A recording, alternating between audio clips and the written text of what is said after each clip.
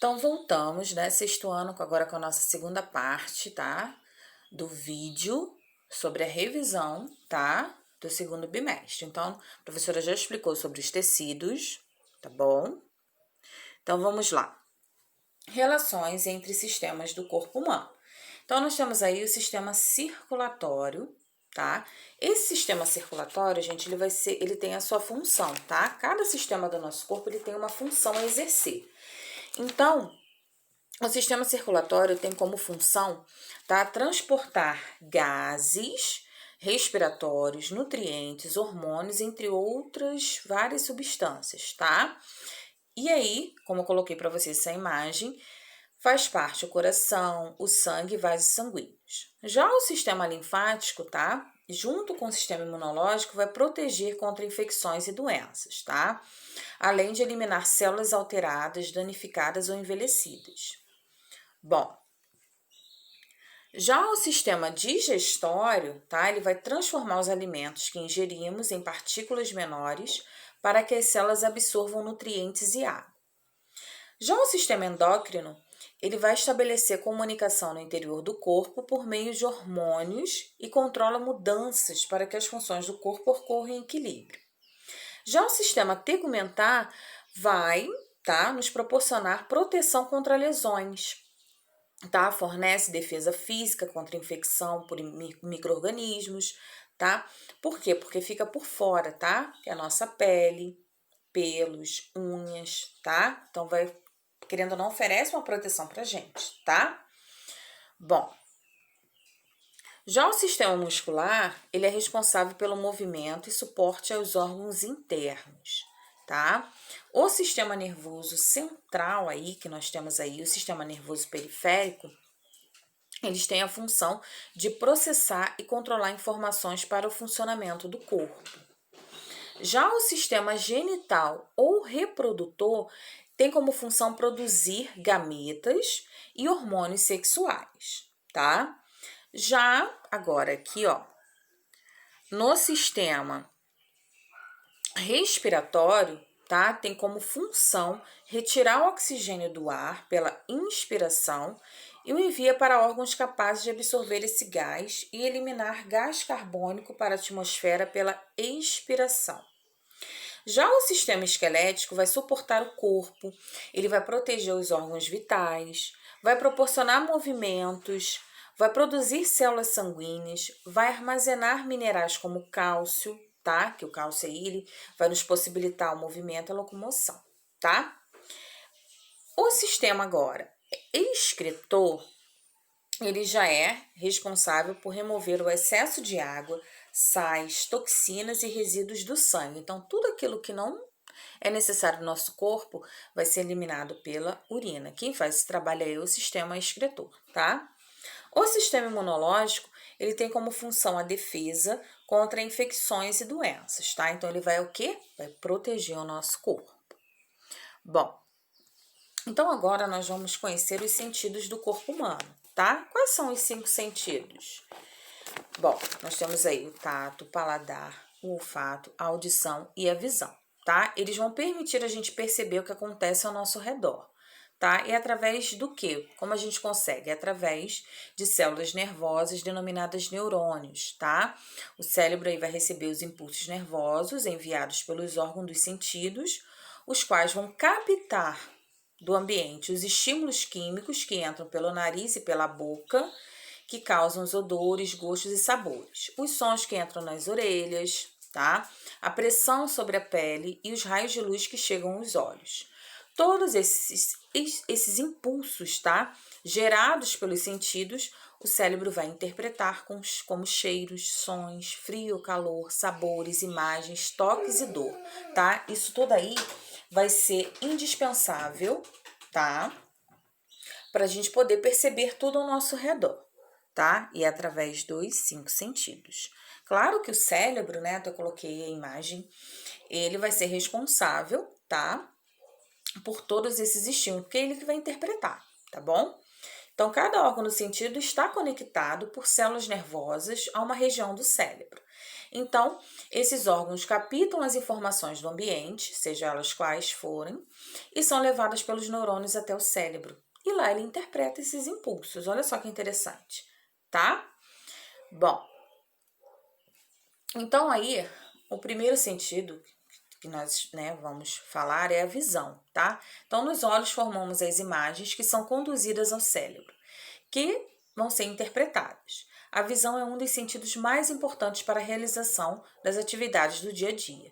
Cada pessoa tem 2 olhos, que ficam cada uma dentro de uma cavidade do osso do crânio, que é chamada de órbita ocular. O olho é formado por 3 camadas: a camada externa, que tem a esclera e a córnea, a camada média, que tem o coroide e o corpo ciliar e a íris, e a camada interna, que é a retina, tá? Bom, então aí como eu coloquei na imagem para vocês, aí tem as camadas do olho, como eu disse que são 3 camadas, tá? E a parte externa do olho, que é essa parte aí que fica o quê?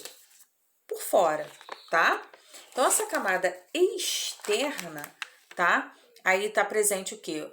A sobrancelha, os cílios, a pálpebra, tá? Tanto a superior como a inferior, tá? E temos também a glândula lacrimal, tá bom? Bom, então vamos ver agora, ó, preste atenção. A camada externa aí, como eu coloquei na imagem para vocês visualizarem a córnea. Olha como é que ela é. Vocês estão vendo? Como a córnea é? E qual é a função da córnea? É que alguém sabe? Já esqueceu? Bom, a córnea, ela tá aí, tá? Como função, tá? Que ela é uma camada externa, tá? Ela tá aí para, querendo ou não, proteger o nosso olho, tá? E ajuda também a direcionar a luz para o seu interior, que, querendo ou não, vai contribuir com a formação das imagens, tá? Já na camada média do olho, nós temos aí a coroide, vocês estão vendo? Cheia de vasos sanguíneos, os quais vão proporcionar a nutrição das células do olho. Nessa camada também a gente encontra a íris, que é uma membrana colorida que dá cor aos nossos olhos, tá? Bom, já na camada interna do olho, tá? Fica a retina, em que atuam células fotorreceptoras com a função de captar as informações luminosas que entram pela pupila. Essas células sensoriais podem ser de 2 tipos, tá? Cones, que vão diferenciar as cores, e bastonetes, que vão captar a luminosidade, tá? E na camada média do olho também nós temos a pupila, tá? Que vai permitir a entrada de luz para o interior do olho. Bom, por que algumas pessoas precisam usar óculos, hein? Será por quê? Bom, gente, às vezes, tá? Acontece da pessoa ter, tá? Algum problema e precisa usar óculos, né? Vai até o oftalmologista, faz o teste da visão e aí o médico verifica, tá? Se a pessoa tá com a vista saudável ou não. Se não tiver, ele vai passar, né? O óculos, tá? Com uma lente apropriada, tá? De acordo com os distúrbios que a pessoa pode vir a ter, tá bom? Bom, então vamos lá. Então, o que acontece, tá? Os olhos são órgãos essenciais para que possamos, né, a gente conseguir enxergar, andar e tudo mais, tá? E para enxergar, nós dependemos de várias estruturas, que são a córnea, o cristalino, tá? A retina, o nervo óptico, tá? Por quê? Porque através de todas essas estruturas é que chega a informação, tá? Ao cérebro, para que ele consiga interpretar as imagens, tá? Por isso eu coloquei essa imagem aí.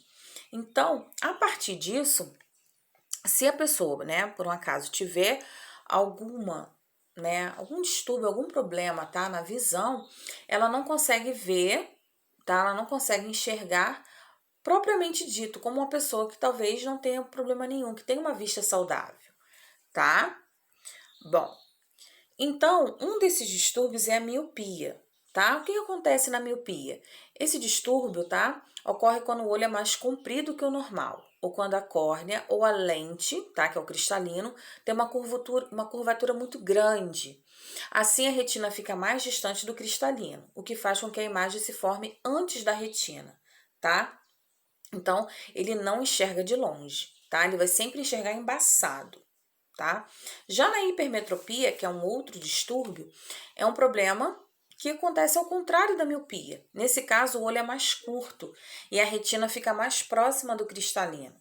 Também pode acontecer de a córnea ter seu formato alterado. Assim, os objetos próximos formam a imagem depois da retina. A pessoa então vai enxergar mal de perto, mas consegue ver bem de longe, tá? Então, a hipermetropia, ela é o contrário, tá? Da miopia. Bom, o próximo distúrbio, então, é o astigmatismo, tá? O que vem a ser? Bom, ocorre quando as paredes internas do olho têm curvaturas diferentes em relação à córnea ou cristalino. Então, isso faz com que a imagem seja recebida com um formato diferente na retina. A imagem se forma como se estivesse torta ou inclinada e parece embaçada, como se houvesse uma neblina na frente dos olhos, tá? Então, a pessoa tem essa dificuldade para poder enxergar porque fica o quê? Muito embaçada. Bom, já no caso do estrabismo, tá? Que é um outro distúrbio, ele tem um porém, tá? Por quê? Porque as pessoas que têm, né, esse tipo de distúrbio, é que os dois olhos vão ou apontar para diferentes direções, tá bom? Ou vão se posicionar para dentro, na direção do nariz, para fora, para cima ou para baixo, tá? Esse tipo de distúrbio, ele pode ocorrer, tá? Desde o nascimento até idades avançadas, tá? Então, qualquer um pode desenvolver esse distúrbio, tá? E é também tratável, tá? Tanto ou com fisioterapia para visão, cirurgia, tá? Ou o próprio tampão, tá bom? Ou o uso de óculos. Bom, a presbiopia, que é um outro distúrbio, é um distúrbio, tá? Um defeito, né, da visão que pode acontecer nos primeiros anos de vida da pessoa, sendo causado pela formação da imagem depois da retina, tá? Isso aí, tô falando da hipermetropia, tá? Por que eu tô falando antes da hipermetropia? Porque ela é bem parecida aí praticamente com a presbiopia. Só que a presbiopia, tá? É chamada também de vista cansada. Ela vai acontecer geralmente depois dos 40 anos de idade. Já na hipermetropia acontece, tá? Nos primeiros anos de vida. Mas já a presbiopia não, tá? Então, acomete mais pessoas depois dos 40 anos, que fica com a vista cansada, tá? E a pessoa tem dificuldade de enxergar de perto e de longe. Então, ela precisa também usar lentes para poder fazer a correção da imagem.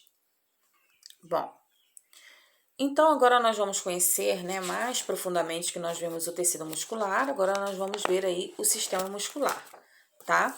Então, todas as funções do sistema muscular são controladas pelo sistema nervoso, que é encarregado de receber as informações e respondê-las gerando movimentos.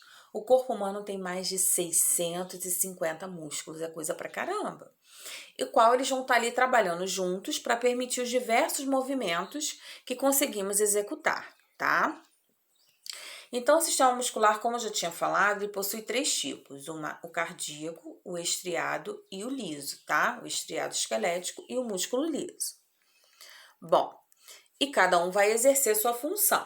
Então, coloquei a imagem para vocês verem como esses 650 músculos estão espalhados no nosso corpo por inteiro, tá? Tanto na parte aí, tá, da frente, como a de trás. Nosso corpo está todo formado de músculos, tá?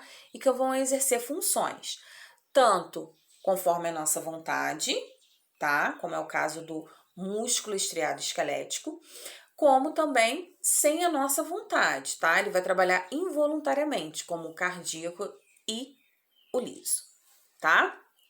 Por que isso? Porque eles precisam muito, por exemplo, o cardíaco, tá? O nosso coração fica ali batendo. Quem é o responsável ali? É o músculo estriado cardíaco. Uma vez que o nosso coração, né, para de bater, imagine, a gente, né, a gente vem a falecer.